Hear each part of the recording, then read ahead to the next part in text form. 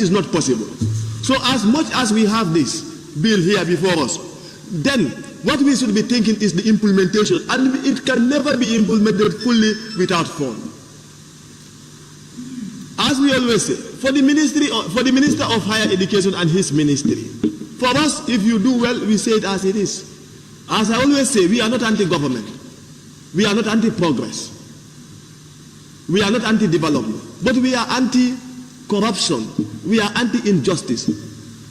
We are anti-laziness and related things. But if anything that comes in the interest of the nation, it is our duty and our primary responsibility to support it. This is why we stand boldly to support this bill and to support the research, as it is going to generate funds for our nation. And fund is what we need, and this cannot go in the absence of us having the fund to create the National Research and Innovation Unit in the country. I thank you all. Thank you very much.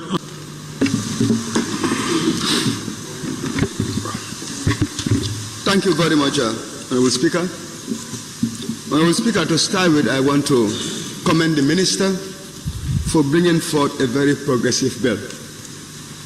Honourable Speaker, the bill seeks to efficiently improve the Gambia's international competitiveness in science, technology, and innovation, using research as a baseline. And to start my argument, I want to underscore this famous quote by the Greek philosopher Socrates, who states that the secret of change is not to focus on the past, but to concentrate your entire energy on building the new. Honourable Speaker, when you talk about building the new for Africa and the Gambia in particular, current statistics have shown that the structures and institutions we inherited from our colonial masters are taking us aback. They have not been able to, over time, respond to the social needs with the provision of jobs, competitiveness that depend on what foreign direct investment rather than working on what capital accumulation. So if the government of the day have the foresight and belief in really driven research, technology and development, and innovation rather, the standing it requires, I think what we have to do as a parliament is to give them the support. But equally, a word of caution, because this is the future. And if we have to build the future, there should be no mistakes. That's why, Honourable Minister, in my conclusion, I will conclude by asking you a question. In the first paragraph, you did state that the Gambia hosts a modest research and innovation system that displays weak linkages amongst local actors. My question, therefore, is, how will the bill streamline research across all sectors, ministries, departments, and what agencies? Thank you very much, Honourable Speaker.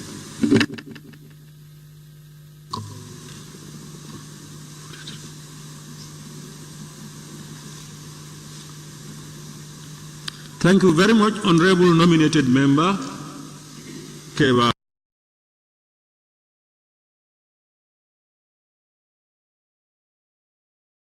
Long Fofana. And I invite the Honourable Member for Sandu. Thank you, Honourable Speaker.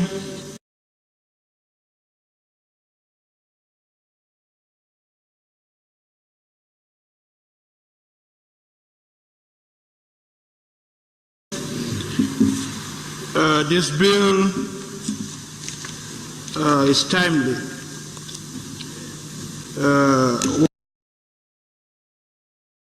One would say it is long overdue. Because without research, no country can thrive.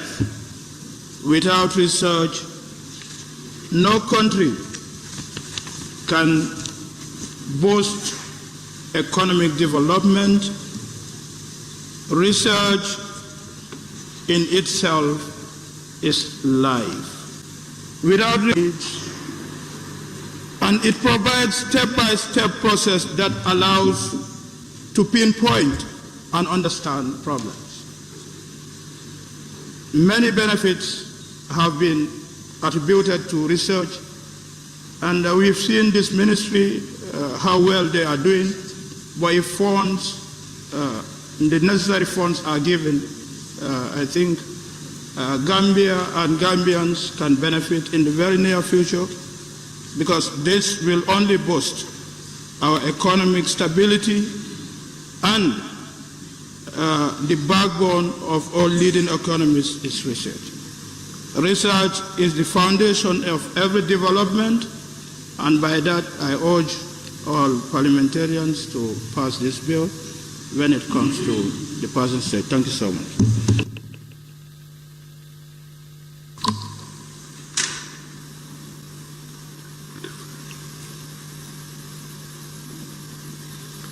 Thank you very much, Honorable Member,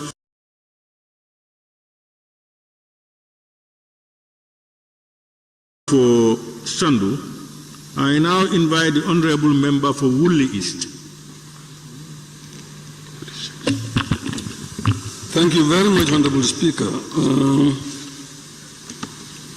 Honorable Speaker, we are dealing with a very important sector, which is relating to research and innovation. And this area is a very expensive area. It's not easy to really deal with it without the funds.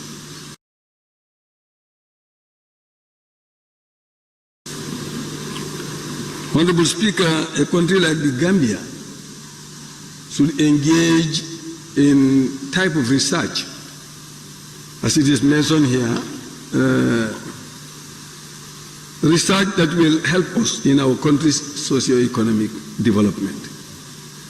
That is appropriate research.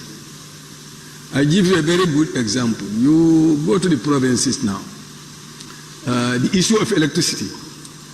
We need electricity for production. We need electricity for agriculture. And we have our river. We need all the machine fuel to ensure that we get the necessary energy from solar to be able to engage in our farming, to be able to produce as much as we can, both on the land as well as in the industry. I think we have to move forward.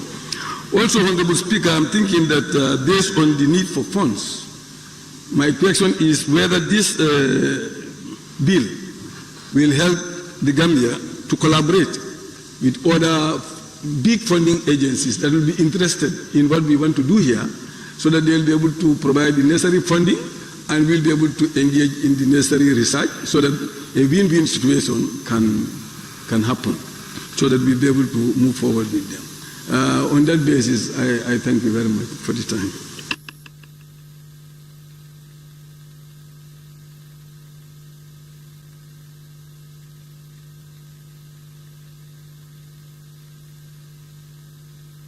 Thank you very much, Honorable Member for Woolly East.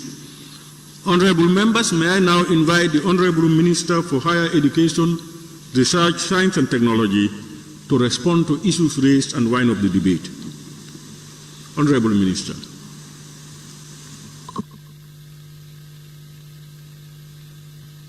Thank you very much, Honorable Speaker. I want to use the opportunity to thank the entire House for the support and the encouragement. We'll continue pushing, as stated earlier on by everybody,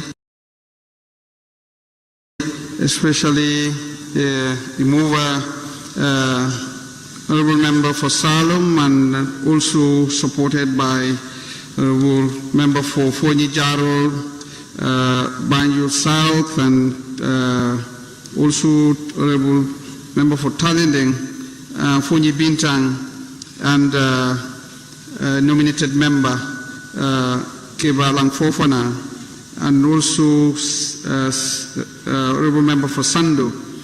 The all in support. We've taken note of the encouragement.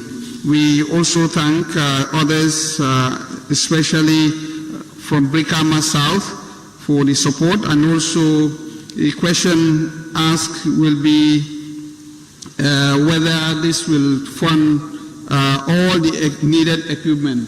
So this is something that is vital, very important, because research is expensive, as stated earlier on. So, but we will really encourage to do it in phases so that we can go on progressively based on the resources available. But that's something that we will need so that you have the, because it's not only doing research, but also funding the research infrastructure, which, as you rightly said, is very, very expensive. If you don't have the research infrastructure, you won't be able to operate. And most of the honorable members in this House have gotten the point very clearly. I want to thank you for that foresight. Honorable Member for Foni Kansala, yes, we will continue engaging colleagues also, and also Minister of Finance, so that we have a proper synergy in with the funds that are out there in the different ministries doing research, and then the ministry in charge of research is not also getting the funds for research. So there's a mismatch. We need to really address those things. But we count on you, because you will have the final say on the budget, to be able to really help us in that.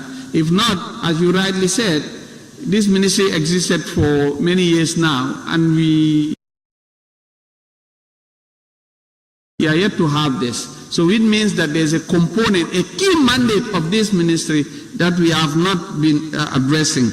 So we want to thank also the Honorable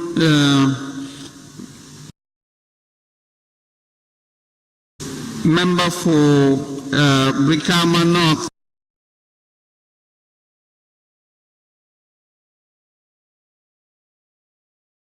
regarding the 1% target. Is also something very, very important. So, but we, as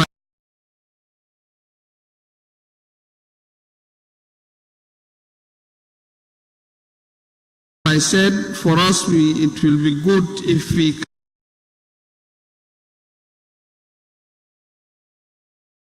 can do things in phases so that we gradually progress, and moving from 0 to something. And then now we will get the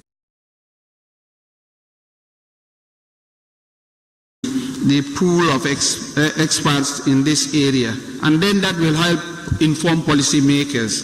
Foni Bintan also, yes, we've taken note regarding the inadequacy of the support of the entire budget. I've told you last time that the entire budget is 0.8%, and that alone, just the School of Medicine and Allied Health Sciences, that faculty alone can consume the entire budget, really change. And it is good to look at what is happening in our in the neighboring countries also. And then we'll see why some of them are also progressing. The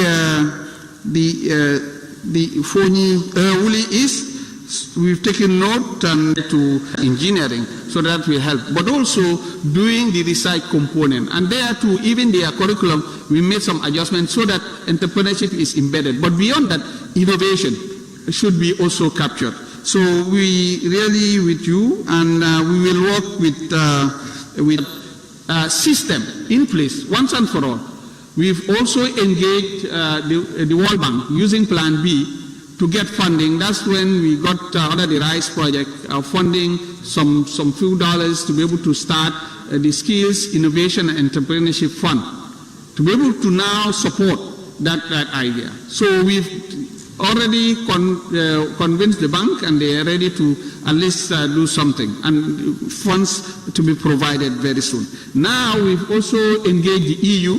They are also willing but they are yet to come on board. Once this is in place, they are going to also see how to fund. To conclude, Honourable Speaker, the funding mechanism is in such a way that it's not going to be government entirely funded activity. The system will allow opportunities to come elsewhere also to really support whatever is done. So but we need to have strong financial support as a basis to be able to run it. Thank you very much, Honourable Speaker, and thank the entire House. Thank you, Honourable Minister for Higher Education, Research, Science and Technology, for ably tabling your bill and responding to concerns raised by honourable members. I thank you with your technical backup. Honourable members, it has been moved and seconded that the bill entitled National Research and Innovation Bill 2024 be read a second time. Those in favour, please say aye. Those not in favour, please say no. The ayes have it.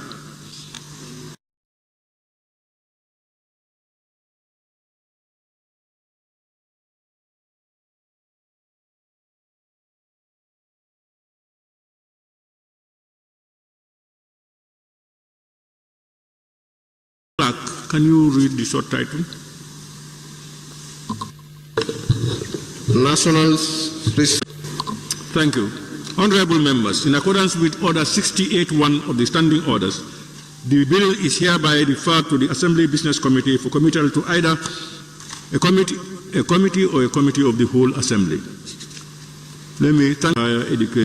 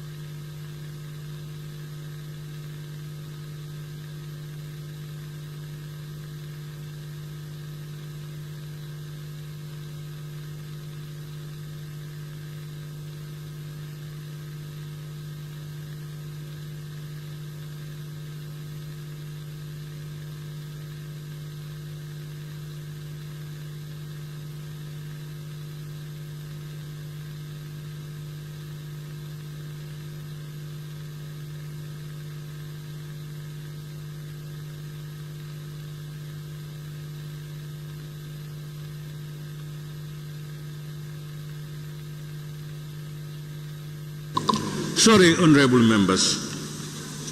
I was planning to go ahead until we are able to finish the bills for information that the leadership of the Assembly, the various hierarchies of the Assembly, and including various political denominations, are scheduled to meet some of the petitioners. If you remember, some time ago I received a petition on behalf of the Assembly. They are scheduled to meet today. So my advice, I'm advised that we can have a 1 hour break, and during this period there will be this meeting. It's already gone 1400 hours, 2 o'clock. So we will suspend sittings until 1500 hours when